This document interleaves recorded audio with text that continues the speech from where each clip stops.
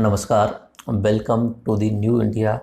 नव भारत निर्माण में स्वागत है आपका। And one of the most awaited course biology में भी आपका स्वागत है।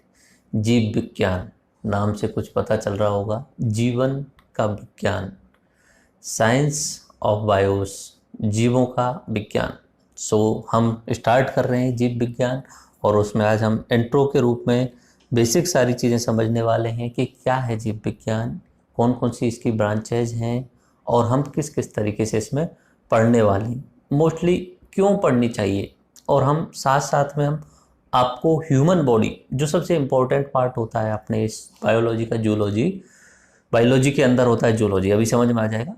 तो उसका 3D में भी देख के जाएंगे कि किस तरीके से 3D में हम पूरे इन लेक्चर सीरीज में आपको यूज करने वाले हैं। ठीक है, देखो यहाँ पे मैंने बहुत सारे इमेजेज का यूज किया गया है। ये आप इमेज देख रहे होंगे, ये कौन है?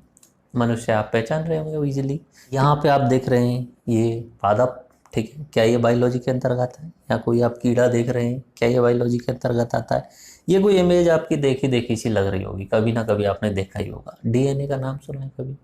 तो ये डीएनए का इमेज लगाया हुआ है यहाँ पे। ये कोई आप हिरन देख रहे हैं, तो क्या ये बायोलॉजी के अंतर्गत आता है? या माइक्रोब्स, छोटे छोटे सूक्ष्म जीवों के रूप में देख रहे हैं, तो क्या ये बायोलॉजी के अंतर्गत आता है? तो एक बायोलॉजी नाम से आप समझिए, बायोलॉजी दो शब्दों से मिलकर के बना है, बायोस और लोगोस। दो शब्द हैं, बायोस एंड लोगोस। बायोस का मतलब होता है लिविंग या लाइफ, सजीव, और लोगोस का मतलब होता है to study of the bios, जीवन या सजीव की अध्ययन करना, सजीव का अध्ययन करना क्या कहलाता है? बायोलॉजी।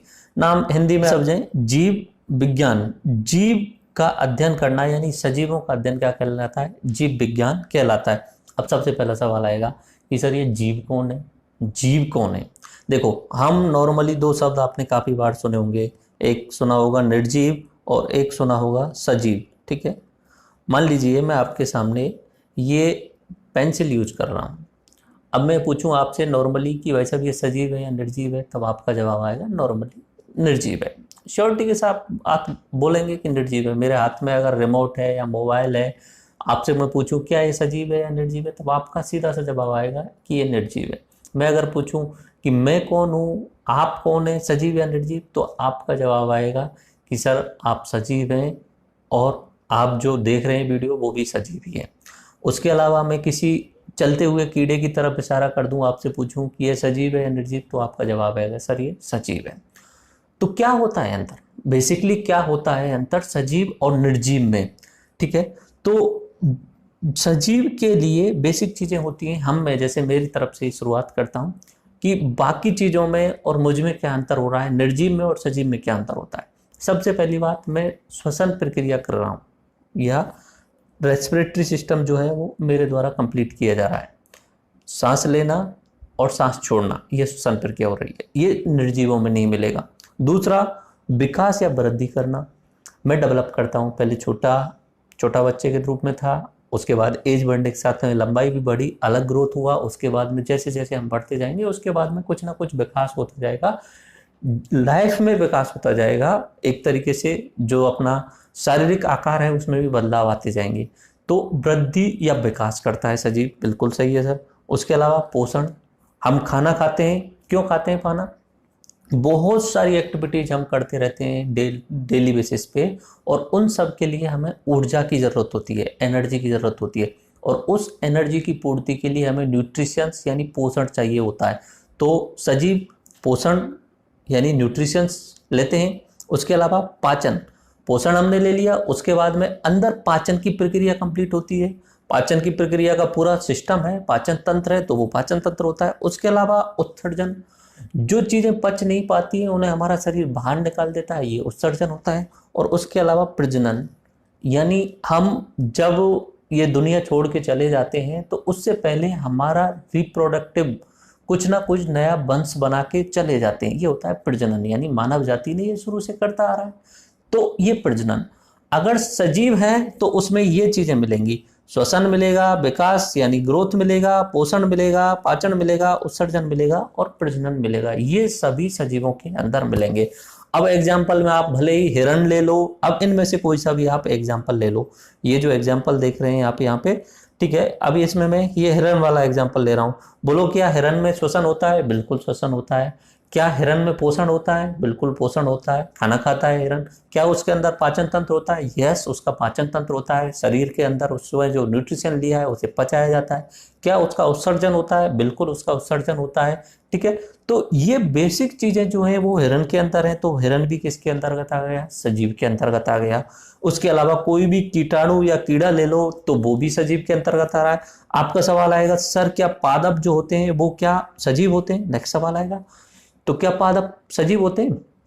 देखने में तो वही एक जगह पे खड़े रहते हैं, और आपने तो कभी देखा ही नहीं होगा कि वो खाना खा भी रहे हैं या नहीं खा रहे हैं। आपने तो कभी नहीं देखा होगा उन्हें खाना खाते हुए। तो क्या पादप कभी सांस लेते देखा है? नहीं देखा होगा आपने। बट एक्चुअली में वो श्वसन प्रक्रिया करते हैं। पादप श्वसन प्रक्रिया करते हैं, अपना भोजन बनाते हैं प्रकाश संश्लेषण के द्वारा सूर्य की उपस्थिति में, और ग्रोथ भी करते हैं। पहले छोटा होता है, फिर उसकी ऊंचाई बढ़ती जाती है, ग्रोथ भी कर रहा है, श्वसन भी कर रहा है, पोषण वो पूरा ले ही रहा है। जमीन से पोषक तत्वों को उठाता है, पानी को उठाता है, न्यूट्रिशंस को उठाता है, और प्रकाश की उपस्थिति में अपना पाचन करता है, पाचन भी कर रहा है। उसके बाद में उत्सर्जन भी होता है। उत्सर्जन आप देखने को देखेंगे तो उत्सर्जन के रूप में आप देखते होंगे, एग्जाम्पल में गोंद अगर देखते हैं तो वो कहीं ना कहीं पौधों का उत्सर्जन ही होता है, लेटेक्स ये होता है।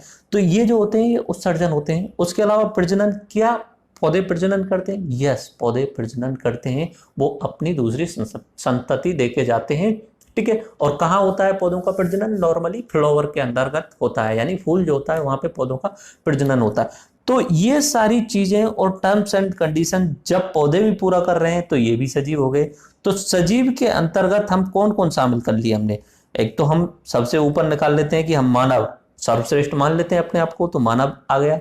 उसके अलावा जितने भी जंतु हैं, ठीक है, जितने भी आप पृथ्वी पे घूमते हुए जंतु देखते हैं, शेर, भालू, चीता, जो भी आप हाथी वगैरह सब देखते हैं, वो भी ये सारी प्रक्रिया कर रहे हैं, वो भी सजीव हैं। उसके अलावा हमने शामिल कर लिया कि पादप भी सजीव हैं। ये हमने स्पेशल देखा कि पादप भी सजीव हैं। पहले जब छोटे रहे होंगे तब इस बात को आप मानते नहीं होंगे कि पादप ग्रोथ कहाँ करते हैं। ग्रोथ का मतलब चलना। पहले हम ये सोचते थे सजीव जो है वो चल सकता है, लेकिन ग्रोथ करने का मतलब है, विकास करने का मतलब है वो बड़ा हो रहा है। ठीक है, बड़ा हो रहा है, प्रजनन कर रहा है, उसके बाद में उत्सर्जन, पोषण सब कुछ कर रहा है पादप। उसके अलावा भी आते हैं कुछ सूक्ष्म जीव। सूक्ष्म जीव जैसे बैक्टीरिया, वायरस, फंगस, इस टाइप में छोटे छोटे जीव आते हैं।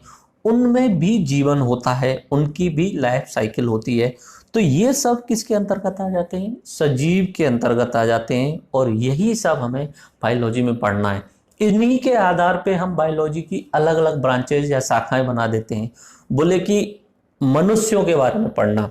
अब एक्चुअली में मनुष्यों को एक स्पेशल जगह नहीं दी जाती है कि मनुष्यों का स्पेशल नहीं, हम बोल देते हैं जूलॉजी। जूलॉजी यानी जंतु विज्ञान, जंतुओं के बारे में पढ़ना। अब मानव को भी उसमें जंतु माना जाता है, मानव भी जंतु है, प्राणी माना जाता है मानव को, तो उसके अंतर्गत मनुष्य भी शामिल किया जाता है जंतु विज्ञान के अंतर्गत। तो अब नॉर्मली हम बायोलॉजी जब पढ़ते हैं तो उसको 3 भागों में बांट लेते हैं। या तो बायोलॉजी जंतुओं के बारे में जिसमें मनुष्य भी होगा, उसके अलावा जो भी जानवर घूमते हैं वो देखते हैं आपको। दूसरा हमने कहा पादपों के बारे में, तो उसके लिए बॉटनी यानी वनस्पति विज्ञान अलग से एक ब्रांच होती है। और एक मैंने बात की सूक्ष्म जीव, छोटे छोटे माइक्रोब जीव्स जो होते हैं, माइक्रोब्स होते हैं, उनके बारे में पढ़ना होता है, वो हम माइक्रोबायोलॉजी के अंतर्गत पढ़ते हैं। तो हम बृहद लेवल पे बायोलॉजी को 3 भागों में बांट लेते हैं, जंतु विज्ञान, सूक्ष्म जीव विज्ञान और वनस्पति विज्ञान, इस तरीके से बांट लेते हैं। जंतु विज्ञान की बात करें तो मनुष्यों के बारे में और जानवरों का अध्ययन करना, ये जंतु विज्ञान के अंतर्गत आ जाता है, यानी जूलॉजी के अंतर्गत आ जाता है। ठीक है, तो इसके फादर के बारे में अगर पूछा जाए कभी आपसे कि जो, पहले तो बायोलॉजी के फादर के बारे में बात करते हैं। बायोलॉजी के फादर जो है वो अरस्तु हैं। अब क्यों है बायोलॉजी के फादर अरस्तु? उसका कारण ये है कि अरस्तु ने सबसे ज्यादा जूलॉजी पर अध्ययन किया। ठीक है, और जूलॉजी जो होती है बायोलॉजी का सबसे बड़ा हिस्सा होती है, इसलिए जूलॉजी के फादर को ही बायोलॉजी का फादर बना दिया गया। तो जूलॉजी के फादर भी अरस्तु है और बायोलॉजी के फादर अरस्तु है। अरस्तु ने ऐसा क्या किया, उन्होंने एक पुस्तक लिखी थी, the story of Animalia. The story of Animalia किसके द्वारा लिखी गई पुस्तक थी? ये अरस्तु के द्वारा लिखी गई पुस्तक थी। और इसी के आधार पे उन्होंने 500 से अधिक जंतुओं के बारे में अध्ययन किया था, एनिमल्स के बारे में अध्ययन किया था, इसलिए उन्हें फादर ऑफ जूलॉजी कहा जाता है। ठीक है, इन्होंने एनिमल फिजियोलॉजी, शारीरिक के बारे में अध्ययन किया था। अब देखो, जब हम एनिमल के बारे में बात करेंगे तो एनिमल के अंतर्गत हम मनुष्य भी शामिल होंगे, उसके अलावा जो जानवर जो आप देखते हैं, जो भी आप पशु बोलते हो, हम भी उनमें शामिल हो जाते हैं, तो वो एनिमल के अंदर रहेंगे सब कुछ, हम और बाकी जानवर भी। दूसरा बात करेंगे हम बॉटनी के बारे में, तो उसमें पादपों के बारे में बात करेंगे। जब हम एनिमल के बारे में बात करते हैं तो उसमें हम यूज करते हैं शारीरिक शब्द। एनिमल के बारे में कुछ स्पेशल चीजें अगर हमें देखनी है, एनिमल के शरीर के अंगों को देखना है, तो उसके शारीरिक शब्द यूज करते हैं, जिसे इंग्लिश में हम बोलते हैं फिजियोलॉजी। तो एनिमल फिजियोलॉजी की अध्ययन की शुरुआत जो की थी वो अरस्तु ने की थी, इसलिए इन्हें फादर ऑफ बायोलॉजी भी कहा जाता है और फादर ऑफ जूलॉजी भी कहा जाता है। मोस्ट इंपॉर्टेंट होता है ये अपने एग्जाम के लिए, और हम सबसे ज्यादा फोकस जो करेंगे वो जूलॉजी पे ही करेंगे। मोस्टली जो फोकस रहने वाला है अपने द्वारा वो जूलॉजी पे ही रहने वाला है, क्योंकि एग्जाम में 80% सवाल तक जो आते हैं वो जूलॉजी में आते हैं। दूसरा ब्रांच हम देखते हैं वनस्पति विज्ञान, पादपों का अध्ययन किया जाता है। अगर कोई पूछ ले बॉटनी के फादर कौन है, तो बॉटनी के फादर हैं थियोफ्रेस्टिस। थियोफ्रेस्टिस क्यों है इनके फादर? क्योंकि उन्होंने 500 से अधिक पादपों का अध्ययन किया था और उन्होंने पुस्तक लिखी थी, उसका नाम था the Historia of Plantarum. The Historia of Plantarum. ये ज्यादातर लोग जो है वो ग्रीक यानी यूनान वाले क्षेत्र के, यूनान वाले क्षेत्र के, मैंने बताया था यूनान वाला क्षेत्र आपको स्पेशल काफी बार बता चुका हूँ। ग्रीक और उसके अलावा एक रोमन सभ्यता, दोनों सभ्यताओं के बारे में आपको बता चुका हूँ। आज के टाइम पे ग्रीस नाम का एक देश है जो कि टर्की के जस्ट पास में और भूमध्य सागर में जस्ट ऊपर है, तो वहां पे ये जो है वो इन्होंने अध्ययन किया। द हिस्टोरिया ऑफ प्लैंटेरम ये पुस्तक लिखी, इसलिए द थियोफ्रेस्टिस को क्या बोला जाता है? Father of botany. इसमें से 10% के आसपास सवाल आते हैं, तो उतना ही हम इस पे फोकस करेंगे। उसके बाद हम बात करते हैं तीसरी ब्रांच सूक्ष्म जीव विज्ञान, जिसमें हम बैक्टीरिया, विषाणु और कवक के बारे में पढ़ेंगे। ओके, इसमें से भी 10% के आसपास सवाल आते हैं, पहले कम आते थे अब आने लग गए हैं। तो अब अगर आपसे पूछा जाए कि फादर ऑफ जो माइक्रोबायोलॉजी है वो कौन है, तो फादर ऑफ माइक्रोबायोलॉजी है लुई पास्चर। ठीक है, लुई पास्चर। ठीक है, फादर ऑफ माइक्रोबायोलॉजी जो है वो लुई पास्चर हैं। ओके, तो इस तरीके से बायोलॉजी की 3 ब्रांचेजों का अध्ययन करना है, जिसमें हमें किस पे सबसे ज्यादा फोकस करना है? जूलॉजी। और जूलॉजी में भी सबसे ज्यादा किस पे फोकस करना है? मनुष्यों पे फोकस करना है। ओके, अब देखिए चीज और आपको ध्यान रखनी है, बायोलॉजी शब्द किसने दिया? बायोलॉजी के जनक तो हो गए अरस्तु, और ये शब्द पूछा जाए कि बायोलॉजी शब्द किसने दिया, तो वो आपको ये 2 नाम रखने हैं, लेमार्क और ट्रेवेनेरस। ठीक है, ये 2 नाम आपको याद रखने हैं। किसी भी तरीके से हमें नाम ही स्पेशल होते हैं, हम रट नहीं सकते। आपको एक चीज और क्लियर बोल दूं कि मैं बायोलॉजी का स्टूडेंट नहीं रहा हूं, ना ही मैं डॉक्टर हूं। मैं आपको जो पढ़ा रहा हूं वो अपनी रिसर्च के बाद में आपको पढ़ा रहा हूं, बट आई गारंटेड यू कि आपने शायद बायो वाले टीचर से पढ़ा होगा, उससे अच्छा मैं आपको यहाँ पढ़ाने वाला हूँ, क्योंकि बहुत सारी रिसर्च के बाद में यहाँ पे मैं आपको पढ़ा रहा हूँ, तो आपको मजा आएगा सारी चीजें समझने में और पढ़ने में। ये चीजें समझ में आई? ये इमेज आप देख रहे हैं वो किसकी है? ये अरस्तु की है। ओके, अरस्तु को ही अपनी बायोलॉजी का फादर कहा जाता है। अब देखिए, शुरुआत करते हैं ह्यूमन बॉडी से। ये मनुष्य, ठीक है, इस मनुष्य के बहुत सारे अंग हैं। अब एक सवाल तुम्हारे अंदर आता है कि चलो सर आपने बता दिया कि सजीव क्या होता है। सजीव वो होता है जिसमें श्वसन होता है, पोषण होता है, पाचन होता है, उत्सर्जन होता है। ठीक है, ये सारी एक्टिविटीज होती हैं। तो बना कैसे सजीव? मतलब हम निर्जीव और सजीवों में अंतर कैसे आया? कोई टाइम तो शायद सजीव रहे ही नहीं होंगे। और मैं काफी बार आपको एक कहानी सुनाता हूँ, ये ब्रह्मांड बनने की कहानी सुनाता हूँ, कि बोले बहुत साल पहले, करीब करीब 13.7 अरब वर्ष पहले, इस ब्रह्मांड में, यूनिवर्स में कुछ नहीं था, एक सिंगुलर पॉइंट था। ठीक है, जिसे विलक्षणता का नाम दिया गया था, और उसमें विस्फोट हुआ तो ब्रह्मांड की उत्पत्ति हुई। तब मैं बोलता हूं कि उसे बिग बैंग थ्योरी के नाम से जाना जाता है। आज के समय पे सबसे वैज्ञानिक सिद्धांत वही माना जाता है इस ब्रह्मांड की उत्पत्ति का। आगे चेंज भी हो सकता है। उसके बाद में 13.7 अरब वर्ष से करते हुए धीरे धीरे एटम्स का निर्माण हुआ, हाइड्रोजन, हीलियम, कार्बन, ऑक्सीजन, ये धीरे धीरे ब्रह्मांड में बनते गए। पृथ्वी नहीं बनी थी। फिर 4.5 अरब वर्ष पहले पृथ्वी का निर्माण हुआ। माना जाता है कि सूर्य का ही एक भाग है, सूर्य से निकल के आई है। तो शुरुआत में ये आग का गोला रही थी पृथ्वी। धीरे धीरे बहुत समय बीतने के बाद में पृथ्वी जो है वो ठंडी होने लगी और चारों तरफ बादल बनने लगे। बादलों के बाद में वहां बारिश हुई। बारिश बनने के बाद में ये समुद्रों का निर्माण हुआ। जब समुद्रों का निर्माण हो जाता है तो एक लिपिड करके एक शब्द हम बोलते हैं जिसे चिनॉप्स बोला जाता है। Carbon, hydrogen, oxygen and sulphur phosphate, CHNOPS करके ये एटम मिलते हैं और एक कोशिका का निर्माण करते हैं। एक नया शब्द मैंने आपके सामने ले दिया, कोशिका। एक कोशिका का निर्माण करते हैं और वही पहला सजीव माना जाता है, वही पहला सजीव माना जाता है। ठीक है, उसके बाद में धीरे धीरे जो है जो विकास क्रम होता रहता है और अलग अलग प्राणी बनते हैं। बट एक शब्द मैंने यहाँ पे आपके सामने लिया, कोशिका। अब इस कोशिका के बारे में कुछ बात करते हैं। कोशिका जिसे हम बोलते हैं सेल।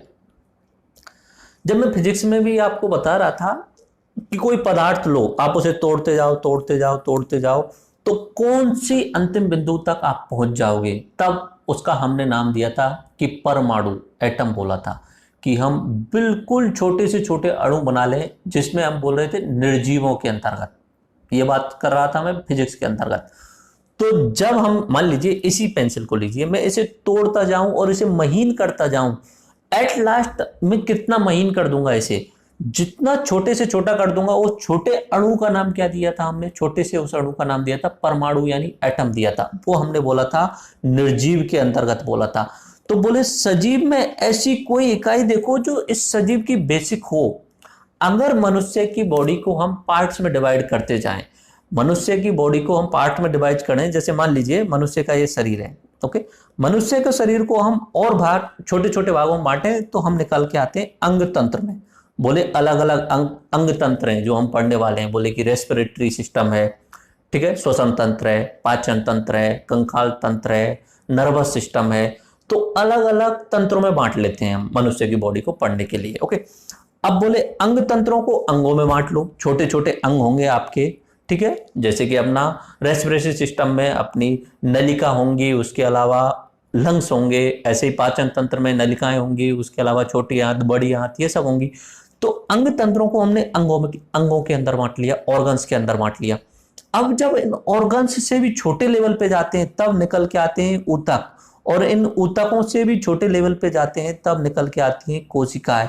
जो काम मैं आपको निर्जीव के लिए कर रहा था और निर्जीव में जब लास्ट में पहुंचा रहा था तब परमाणु पर पहुंचा रहा था, एटम पे पहुंचा रहा था, वही काम मैं जब सजीव में कर रहा हूं तो मैं लास्ट में कहां पहुंचा रहा हूं, आपको कोशिका पे पहुंचा रहा हूं। ऐसी छोटी से छोटी इकाई जिसमें जीवन संभव है, जिसे हम कोशिका कहते हैं। अन्य परिभाषा के रूप में बोलेंगे शरीर की संरचनात्मक एवं क्रियात्मक इकाई कोशिका कहलाती है।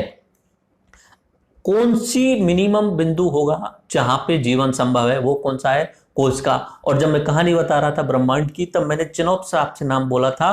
Carbon, hydrogen, oxygen, phosphorus, sulphur, इन सब ने मिलकर पहली कोशिका बनाई थी। और वो कोशिका ही हमारी, जिस समय वो कोशिका बनी होगी अरबों साल पहले, वो हमारी पूर्वज रही होगी। वो पानी के अंदर थी।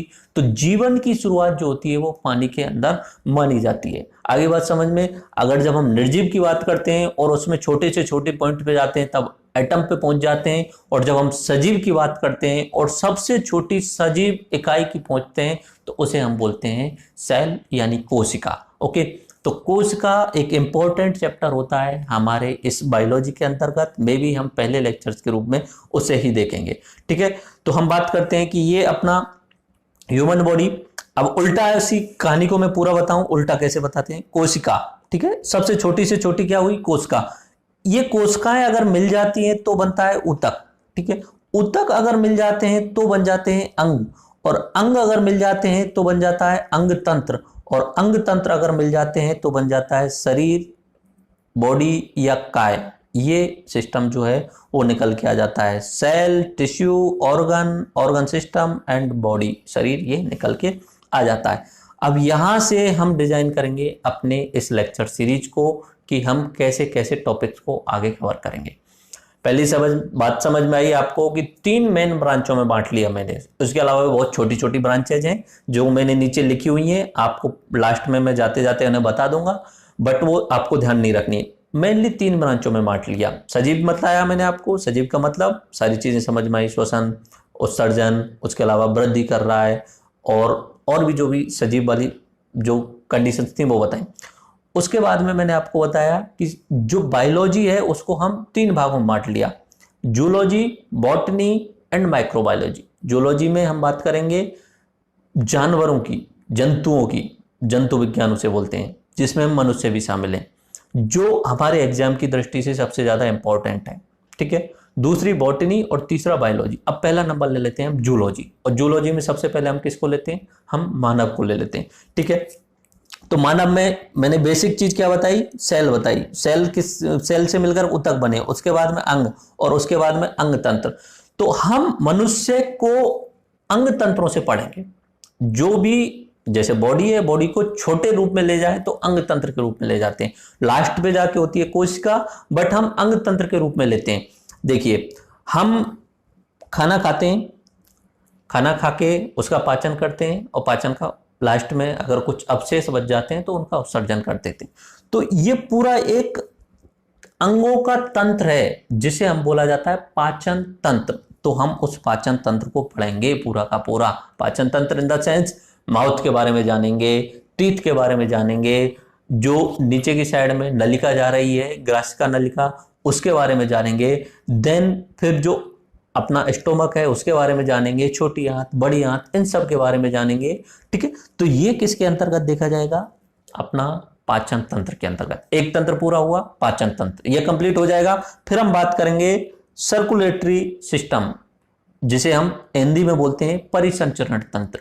यानी हमारे शरीर में रुधिर, ब्लड जो है वो चारों तरफ सर्कुलेट होता रहता है, तो उसको सर्कुलेट करने का पूरा सिस्टम बना हुआ है, जिसके अंतर्गत हार्ट भी आता है, उसके अंतर्गत अपनी ब्लड वेसल्स भी आती हैं, और ब्लड तो उसका हिस्सा है ही। तो ये जो होता है ये हम किस में पढ़ लेंगे, अपना परिसंचरण तंत्र, जिसमें से हार्ट से रिलेटेड बहुत सारी बातें होंगी, ब्लड के रिगार्डिंग बातें होती हैं, ए टाइप का होता है या नेगेटिव टाइप का होता है, ओ टाइप का होता है, कौन किसको दे सकता है, कौन किससे ले सकता है, वो सब हम किसके अंतर्गत शामिल करने वाले हैं, परिसंचरण तंत्र के अंतर्गत। देन हम जाएंगे श्वसन तंत्र पे। अपना श्वसन प्रक्रिया कैसे होती है, उसमें जो मोस्ट इंपॉर्टेंट ऑर्गन जो है वो लंग्स के बारे में हम बात करेंगे। फिर हम बात जाएंगे नेक्स्ट टॉपिक के रूप में नर्वस सिस्टम, तंत्र का तंत्र। हमारा पूरा शरीर जो है वो सिस्टमेटिक ढंग से जमा हुआ है और कंट्रोल है। कंट्रोल जो है वो नर्वस सिस्टम के कारण है। हमारे हाथ में अगर इस उंगली को ऐसे कर रहा हूं, इसका कहीं ना कहीं पूरा जुड़ाव जो है वो किसके थ्रू, माइंड से और नर्वस सिस्टम के थ्रू है। तो हम ये देखेंगे, और उसका एक हिस्सा रहेगा ब्रेन, यानी ब्रेन एक अंग है हमारे शरीर में। किसका भाग है वो, तंत्र का अंग, तंत्र का। ओके, फिर हम बात करेंगे रिप्रोडक्शन सिस्टम, यानी जनन तंत्र, जिसमें मेल और फीमेल दोनों के रिगार्डिंग बात करेंगे, और पूरे डिटेल में बात की जाएगी, कहीं कोई झिझक नहीं रहेगी। ओके, उसके बाद में हम उत्सर्जन तंत्र पे बात करेंगे। ठीक है, एक्सक्रीटरी सिस्टम, जिसमें किडनी और गुर्दाओं के बारे में बात की जाएगी। किडनी गुर्दा एक ही बात है। ठीक है, किडनी इंग्लिश में बोलते हैं, हिंदी में शायद गुर्दा बोलते हैं। Then we will talk about the next topic के रूप में एंडोक्राइन सिस्टम, जिसमें अंतःस्रावी ग्रंथियां अपने शरीर के अंदर बहुत सारे हार्मोन स्रावित होते रहते हैं, उनके टॉपिक के रूप में जाएंगे। उसके अलावा लास्ट में जाते जाते ये 2 इंपॉर्टेंट टॉपिक्स और देख लेंगे, स्केलेटन सिस्टम, यानी हमारे शरीर का जो ढांचा है वो देख लेंगे, एंड मस्कुलर सिस्टम, मांसपेशियों का तंत्र। ओके, तो ये सबसे इंपॉर्टेंट टॉपिक रहने वाले हैं जिन पे हमें पूरा फोकस करना है। मान लीजिए कि 70% सवाल इनमें से ही बनते हैं नॉर्मली, तो इन पे हम अच्छे तरीके से फोकस करेंगे। बाकी जितना भी बायोलॉजी बची है वो 30% में आ रही है, जैसे कि कोश का विज्ञान, मानव में पोषण, ये एक्चुअली में हम पाचन तंत्र के अंतर ही शामिल कर लेंगे इसे। ठीक है, पाचन तंत्र देखेंगे, देन फिर ये टॉपिक के रूप में मानव में पोषण ले लेंगे, कार्बोहाइड्रेट्स क्या होता है, वसा, प्रोटीन, विटामिन। एग्जाम्स में बहुत सवाल आते हैं तो ये शामिल हो जाएंगे। देन ह्यूमन डिजीज, ये नेक्स्ट अलग लास्ट टॉपिक के रूप में ये ह्यूमन डिजीज रहेंगे। जंतुओं का वर्गीकरण एक अलग से टॉपिक होता है, पर्यावरण पारिस्थितिकी एक अलग टॉपिक होता है, और कुछ एक चीजें बच जाती हैं तो एक्स्ट्रा रहती हैं, बट इन पे ज्यादा फोकस नहीं करना है, इतना ज्यादा इंपॉर्टेंट नहीं है, क्योंकि पर्यावरण पारिस्थितिकी अपना पूरा एनवायरमेंट इकोलॉजी वाला एक पूरा सीरीज चलेगी, उसके अंतर्गत आ जाएगा। ह्यूमन रोग में जो है ह्यूमन डिजीज जो है उनमें से सवाल आते हैं तो इस पे फोकस करेंगे। मानव पोषण जो होगा पाचन तंत्र के अंतर्गत हो जाएगा, और पहले लेक्चर के रूप में मैं कोशिका विज्ञान से शुरू कर दूंगा ताकि आपको बेसिक चीजें पता चल जाएंगी। बाकी इतना तो समझ में आ गया कि मनुष्य के शरीर की सबसे छोटी इकाई जिसमें जीवन संभव है वो कोशिका है, तो इसलिए कोशिका के बारे में जानना जरूरी होगा। तो पादप कोश का भी देखेंगे, मनुष्य कोश का भी देखेंगे, उसके अलावा एक कोश के जीव भी देखेंगे, बहुकोश के जीव देखेंगे, प्रोकैरियोट, यूकैरियोट, ये सारी चीजें हम कवर करेंगे। ओके, देन हम फिर जाते हैं बॉटनी वाले पार्ट पे। बॉटनी वाले पार्ट पे जाने से पहले मैं आपको बता दूं, ये इमेज तो मैंने यहाँ पे बस ऐसे ही लगाया हुआ है, ठीक है। ये मांसपेशीय सिस्टम है, ये अपना कंकाल सिस्टम है जिसमें सारी हड्डियों का ढांचा दिखाया गया है, ठीक है। और ये जो मनुष्य हम देखते हैं वो है, ठीक है। लेकिन हम जब भी कोई भी सिस्टम पढ़ेंगे, मान लीजिए रेस्पिरेटरी सिस्टम पढ़े हैं, श्वसन तंत्र पढ़ रहे हैं, पाचन तंत्र पढ़ रहे हैं, अपना उसके अलावा जो सर्कुलेटरी सिस्टम है वो पढ़ रहे हैं, इनको पढ़ते टाइम हम 3D ह्यूमन बॉडी में अंदर जाएंगे। बोले सर 3D ह्यूमन बॉडी में कैसे जाएंगे? वो हम अपना टेक्नोलॉजी यूज करेंगे, 3D ह्यूमन बॉडी में जाएंगे। देखो आपको दिखा देता हूं सारी चीजें। ये आप जो स्क्रीन पे देख रहे हैं ये मेल बॉडी है, आपके सामने दिख रहा है। इसे मैं अपने हाथ से घुमा सकता हूं एंड इसके सिस्टम के अंतर्गत भी जा सकता हूं। मान लीजिए मुझे आपको स्केलेटल सिस्टम दिखाना है तो ये मसल्स वाला सिस्टम दिखा दिया, ठीक है। और इनके पार्ट्स में जाना है तो मैं आपको पार्ट्स में लेके जाऊंगा। अंदर मुझे आपको घुमाना है तो मैं अंदर घुमाऊंगा, इस तरीके से आपको स्केलेटन सिस्टम दिखा दूंगा। उसके अलावा मुझे आपको डाइजेस्टिव सिस्टम दिखाना है तो डाइजेस्टिव सिस्टम दिखाने के लिए ये आप मान लीजिए डाइजेस्टिव सिस्टम, और बीच में मुझे अगर कुछ लिखना भी होगा तो मैं वो लिखने का काम भी करूंगा आपके लिए। जैसे कि मान लीजिए हम शुरुआत करेंगे डाइजेस्टिव सिस्टम की मुंह से, ठीक है। उसके बाद ये नलिका होती है, उसके अलावा छोटी आंत, बड़ी आंत, ये सब होती हैं। और अगर इसमें 3D का सबसे बड़ा फायदा ये रहता है कि आप इसमें जूम इन जूम आउट कर सकते हैं और पार्ट्स के अंदर जा सकते हैं, पूरा पूरा शरीर के अंतर्गत आप जा सकते हैं। इसमें मैं आपको सारी जो स्रावित होती हैं हार्मोन्स वगैरह, जो भी छोटी छोटी ग्रंथियां हैं, वो सब जो है पार्ट जो है वो बॉडी के मैं यहाँ पे आपको दिखाने की कोशिश करूंगा। मे बी आप शायद लाइफ लॉन्ग लेसन्स यहाँ से ले पाएंगे, ये इस तरीके से मैं। उसके अलावा रेस्पिरेटरी सिस्टम की बात करते हैं तो रेस्पिरेटरी सिस्टम का इस तरीके से मैं आपको इमेज में पूरा लिख लिख के सारी चीजें समझा के, और उसके अलावा कार्डियोवास्कुलर सिस्टम ये, उसके अलावा excretory system, reproduction system, nervous system, endocrine system, ये सब मैं आपको 3D में दिखाऊंगा और 3D के रूप में ही आपको पढ़ाऊंगा। तो बायोलॉजी का सबसे बड़ा फोकस जो हमारा रहेगा वो अपने ह्यूमन बॉडी पे ही रहने वाला है, क्योंकि यहाँ से सबसे ज़्यादा सवाल आते हैं। देन हम चलते हैं बॉटनी पे। तो बॉटनी का इतना बड़ा पार्ट है नहीं। एक तो हम देखेंगे पादप आकार की, ठीक है, पादप आकार की। पादप के बाद जब बात करते हैं तो आकार की शब्द यूज किया जाता है, मॉर्फोलॉजी शब्द यूज किया जाता है। और ह्यूमन के बारे में बात कर रहे थे तब हम फिजियोलॉजी की बात कर रहे थे, क्योंकि शारीरिक ही बोल रहे थे हम, उसके शरीर की संरचना के बारे में। अब पादप के आकार के बारे में बात करेंगे, उसकी जड़ें, तना, फल, पुष्प, पत्ती, इनके बारे में। और उसके अलावा पादपों में पोषण कैसे होता है, पादपों में कौन कौन से रोग आते हैं, तो ये ही इंपॉर्टेंट होते हैं। देन हम लास्ट में अपने माइक्रोबायोलॉजी में जीवाणु, विषाणु और कवकों के बारे में थोड़ा बहुत जानकारी ले लेंगे। तो इस तरीके से अपनी लेक्चर सीरीज जो है वो रहेगी, जिसमें हम 3D टेक्नोलॉजी का काफ़ी यूज करेंगे। और स्पेशल बात आपकी ये रहेगी, मैं हर सब्जेक्ट में एक्सपर्ट नहीं हूँ, लेकिन मैं काफ़ी रिसर्च करने के बाद मैं आपको पढ़ाता हूँ, ठीक है। बट मुझे लगता है कि कुछ एक टॉपिक्स ऐसे हैं जो किसी डॉक्टर से पढ़ाने चाहिए, जैसे कि ह्यूमन डिजीज। अगर कोई डॉक्टर अच्छा पढ़ाता है आपके लिए, देन बिल्कुल अपने एक फ्रेंड हैं उनके थ्रू मैं आपको ह्यूमन डिजीज वाला चैप्टर कराऊंगा। मे बी इतना कोशिश करेंगे कि भले ही वो लेक्चर 3 घंटे का हो, वो 4 घंटे का हो, सारी ह्यूमन डिजीज का बेसिक्स आपको पता चल जाए। और अगर जरूरत पड़े तो आप फर्स्ट एड भी घर पे यूज कर सकें। वो अपना ह्यूमन जो डिजीज होंगी उनके रिलेटेड जो टॉपिक होगा वो डॉक्टर साहब के द्वारा कराया जाएगा। ओके, तो मोस्टली चीज़ें जो हैं वो मैं कवर कराऊंगा, बट जहाँ पे मुझे लगेगा कि यहाँ पे किसी विशेषज्ञ की जरूरत है तो मैं आपको स्पेशलिस्ट व्यक्ति से वो चैप्टर कराऊंगा। ओके, एंड लास्ट में जाते जाते मैं आपको एग्जाम्स के हिसाब से जो ऑब्जेक्टिव सवाल पूछे जाते हैं उनमें ऐसे पूछा जाता है कि कुछ नाम दिया जाता है कि बोले एनाटॉमी क्या होती है, इसके बारे में बताइए। तो जंतु विज्ञान की प्रमुख शाखाएं उनको देख लेते हैं। एनाटॉमी में शरीर एवं विभिन्न अंगों की रचना का विच्छेदन द्वारा प्रदर्शन किया जाता है। ओके, एंथ्रोपोलॉजी मानव जाति के सांस्कृतिक विकास का अध्ययन इसमें किया जाता है। तो नॉर्मली सवाल कैसे आते हैं, मानव जाति के सांस्कृतिक विकास का अध्ययन जीव विज्ञान की किस शाखा के अंतर्गत किया जाता है, तो आपको आंसर देना है एंथ्रोपोलॉजी। ऐसे इकोलॉजी जैविक एवं अजैविक वातावरण में से जीवों का विविध आपस में संबंध जो है जैविक और अजैविक का, उसका अध्ययन किया जाता है इकोलॉजी के अंतर्गत।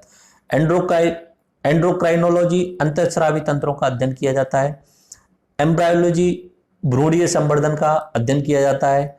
एंजाइमोलॉजी उत्प्रेरक यानी एंजाइमों का अध्ययन किया जाता है। एंटोमोलॉजी कीट पतंगों का अध्ययन किया जाता है। पूछा जा सकता है, काफी बार पूछा भी गया है कि कीट पतंगों का अध्ययन के जो विज्ञान है उसे किस नाम से जाना जाता है, तो एंटोमोलॉजी। जेनेटिक्स नाम से पता चल रहा है, जीवों के आनुवंशिक लक्षण उनकी वंशागति का अध्ययन किया जाता है।